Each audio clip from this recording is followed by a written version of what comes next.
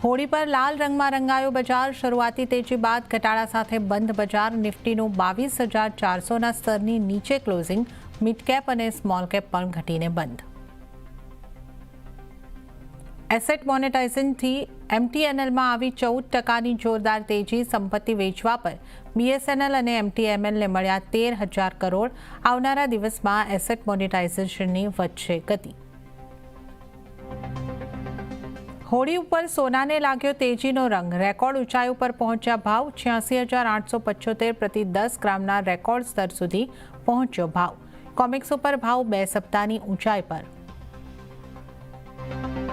Tariff વોરના સંકટની વચ્ચે આજે વાણિજ્ય મંત્રાલયમાં મહત્વની બેઠક। ટેરિફ વોરના પડકારનો સામનો કરવા માટે બનાવવામાં આવશે રણનીતિ। 1 મહિનાની અંદર એક્સપોર્ટ ઇન્સેન્ટિવ સ્કીમની જાહેરાત સંભવ। ટ્રેન હાઈજેક પર પાકિસ્તાની સેનાના તમામ બંધકોને છોડવાનો દાવો।